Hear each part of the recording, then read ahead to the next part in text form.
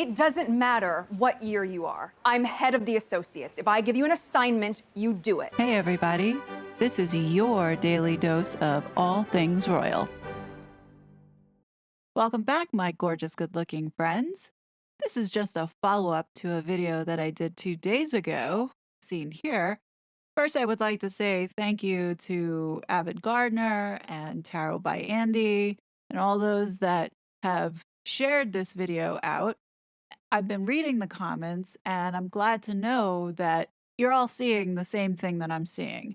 The vast majority of you agreed with me that in Spare, the fact that Harry had to put this one blurb in about Meghan not knowing who Andrew was sort of raised flags for a lot of you as to why was that even relevant to put that into the book. Now, I might be overthinking this, but this triggered me to remember something that was said in the Oprah interview.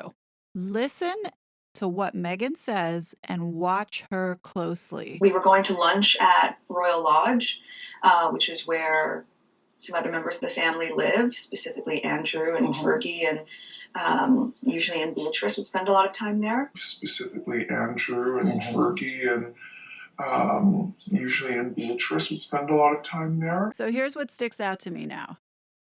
If Eugenie and her were friends prior to meeting Harry, don't you think that would have been the natural name to call first, than calling Andrew's name? I'm just putting it out there. If she didn't know from the Spare book, allegedly, who that man was in the corner there, then why would his name roll off her tongue so easily? And then when she goes to list Eugenie and Beatrice, she's stumbling. And Eugenie and I had known each other before I had known Harry, so that was comfortable, and we were friends with them as a couple. You can always tell when Meghan's lying because she always touches her nose or she plays with her hair.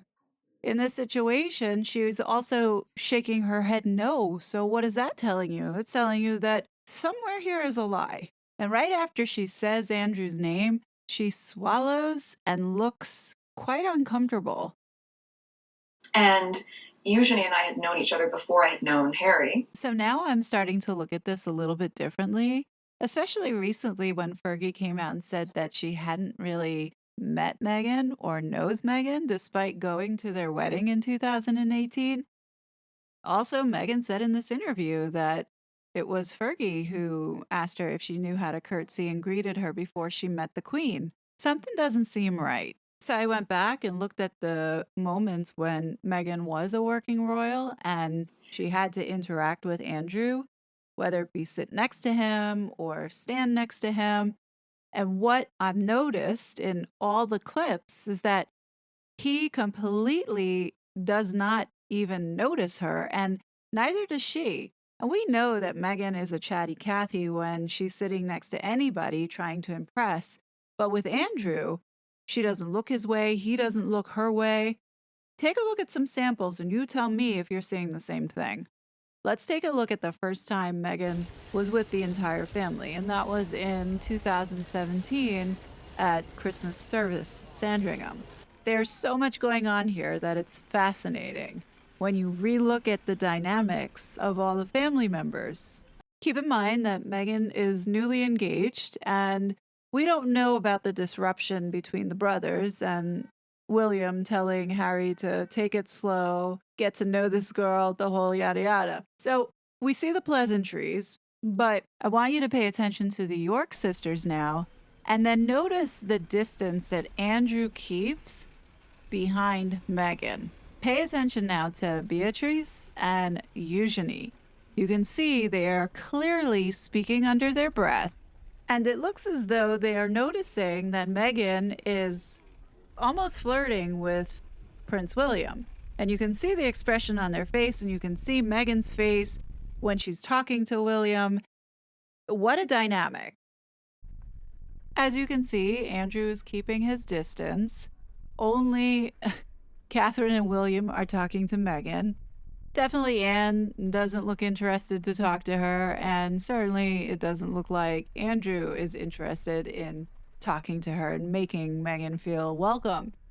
what you notice at one moment, as the Queen was moving off to the side, Andrew was watching his mother, but then he fixated on Meghan, and you can see Beatrice catch her father. And I find that there is like some sort of understanding that this is awkward. What's also very interesting is Andrew is in a hurry to get out of there. And after they bow their heads and curtsy to the Queen, Andrew takes off. But then watch the York girls. They go off into one direction, opposite, thinking that William and Catherine are going to go with Meghan and Harry. But it's funny because William and Catherine don't want to go with Meghan and Harry. Totally surprising the York girls, forcing them to then go off to the other side. And we all know that Eugenie and Beatrice, or at least Eugenie, doesn't really care too much for Catherine, hence the reason why she takes Meghan's side all the time. You see them change their direction and not want to go with William and Catherine. I've done a video on this before, indicating that it doesn't look like Eugenie is a big fan of Catherine, and here's just another example. The next couple of clips are from the 2018 Commonwealth service, and what I'm just going to show you is just a sample of what has been Meghan's interaction with Andrew and Andrew's interaction with Meghan, which is non-existent. In all these clips that Meghan has been in the same vicinity of Andrew, even sitting next to him, they never speak. They don't look at each other. In fact, Andrew, in many instances, is in a hurry to get out of the orbit of this woman. His body language is moving away from Meghan. And when you see him sitting next to her, there is a fairly decent sized gap as opposed to the other guests that he's sitting next to. Side note and off topic, you can see how badly she's acting, pretending to be interested. Everybody else is looking down at the book and reading off of whatever it is that is going on, while meantime she knows that staring intently, pretending there's so much interest in what this woman was saying, was all for the camera. Again, look at the proximity of Andrew and look at his behavior. He never once looks at her and chooses to stand distantly away from her, as well as not engage as everybody around him's engaging. Now, as the ceremony is over and they start filing out, Andrew pauses to allow Meghan and Harry go first, but neither acknowledges her, and neither does Meghan acknowledge Prince Andrew. Watch. Here's the clip again. Watch. Maybe we could attribute this to Meghan being rude because she is a rude person, but people with any kind of manners would at least looked up to just sort of give the nod. She wasn't a royal yet, and I highly doubt that the protocol of following in order like felt natural or normal because she hadn't been doing it for very long. If anything, it probably was the second time that she had to follow in line in this particular order. Also, Meghan was on her best behavior before getting married, so she made sure that everything that she did made her look like she was the caring and oh so classy woman fit to be a royal. So now everybody is in line saying goodbye. Watch Andrew's place and look how far back he is. He's technically supposed to be next to Meghan, but he has been holding back. And I know he's watching his mom because he is escorting her out in a way, but watch how far back, as well as watch him just take off, not even saying goodbye to the rest of everybody else. As you can see, he's waiting for Anne to finish saying goodbye, and he follows his mom out at the same time. Interestingly enough, he did not get into the car with his mom, but literally just followed her out. So was he doing that to protect her because Philip wasn't there? Probably. But at the same time, it looked like he was in a rush to get out of the church as quickly as he could. Andrew behaved the same way in 2019, but it was a little more obvious, I think. Now, look at how Andrew's sitting in the clip right here. He is leaning away from Meghan, and he's sitting practically almost off the chair, or at least partially off the chair. Throughout this ceremony, Andrew is completely engrossed in the booklet, not looking in the direction of Meghan, body posture moving away from her. I think he really was trying to avoid any type of contact. But then again, perhaps I'm thinking too much into it. But if you go back and look at all the clips where Meghan was in the same orbit as Andrew, he does everything, and she does too, to avoid each other. They don't speak, they have avoided eye contact. And has anybody wondered how come Andrew, Eugenie, and Beatrice are the only people in the family that the Harkles did not attack? Now, this clip is an all-time favorite for me, where Princess Anne completely blocks Meghan from moving to the center next to the Queen, which is the position that she wanted to be in. I would like to point out that this thirsty Hollywood parasite was too good to be on the balcony to welcome the Queen back to Buckingham Palace, as the rest of the family did during Trooping the Color. As you notice, you can see that Meghan and Harry are nowhere to be found. Now, I watched Bookworm's most recent video, and I'm going to put the link below because she does have credible sources when she reports on these things. The Harkles are attending the coronation, and all this back and forth and mystery around if they're going or not is just to fuel the media. The excuse for why they haven't disclosed whether or not they're going to be there allegedly is the security excuse, but personally, I think it's more that they don't want people showing up with pitchforks and signs saying strip Meghan and Harry of their titles or being booed. I think show up with your signs. This is unacceptable in my personal opinion. They should not be allowed on the balcony, especially when back in 2019, Meghan didn't feel like getting onto the balcony to welcome the Queen back to Buckingham Palace as the rest of the family did, but only felt that it was necessary to show up when the Queen was on the balcony and try to get the center spot so she could be photographed and filmed next to the Queen. There's no doubt in my mind that Meghan's going to pull an attention-seeking stunt to take the spotlight away from King Charles,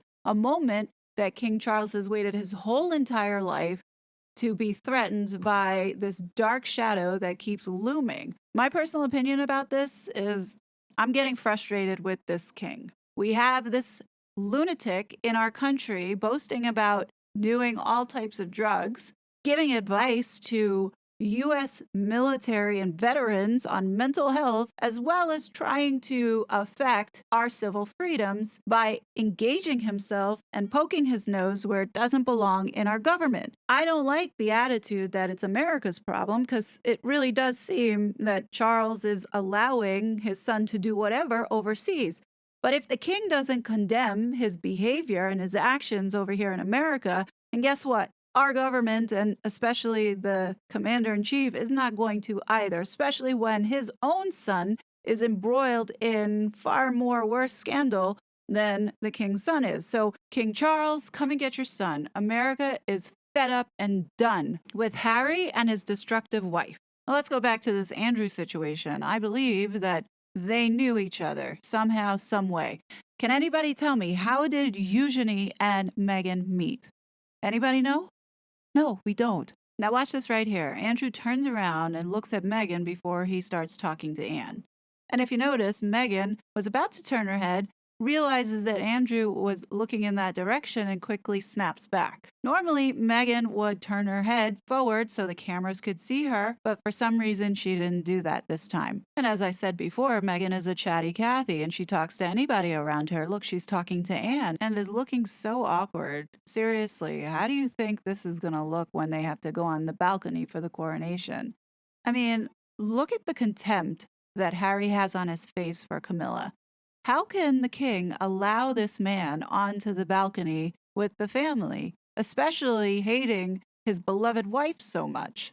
And I love that Camilla was making fun of Meghan by putting her hand on her stomach. And if you look at the facial expressions between Catherine, Camilla, and Meghan catching the two of them talking about her, Meghan can't compete with these ladies. No way, no how. And you know Meghan hated that moment. Now, the last piece, I want to point out how dumb Meghan sounds when she said this. Sorry, but even down to like the national anthem.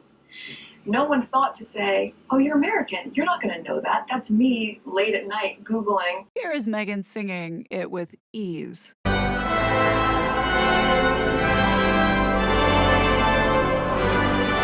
Does anyone realize that most official engagements only are singing the first 7 lines to God Save the Queen. And about 50% of it, you're saying God Save the Queen. The rest of it, you just have to know how to rhyme. But what's even more ridiculous is that Meghan already had the melody of this song down because in America, one of our anthems that we sing is My Country 'Tis of Thee. So how dumb does Meghan look? I mean, really, Meghan, here's a message for you. You are so dumb.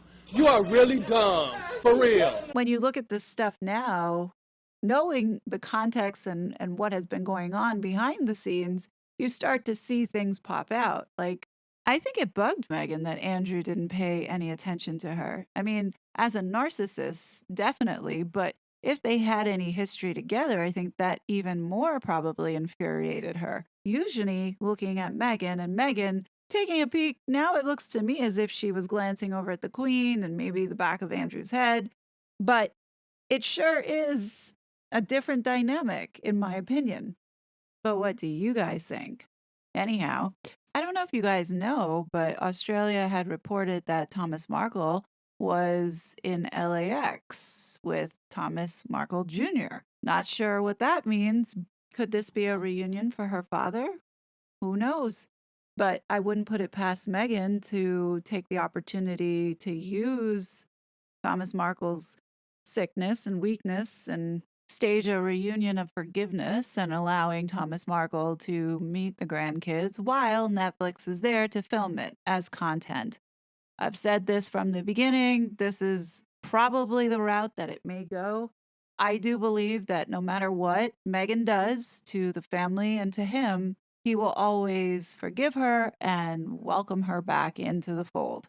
Look, Thomas Markle can do whatever he wants, but I do think it will infuriate the public if he forgives Meghan without making Meghan either apologize for all the wrongs that she has done and take some type of ownership and accountability for manipulating and lying and hurting so many people, of that being one of his daughters.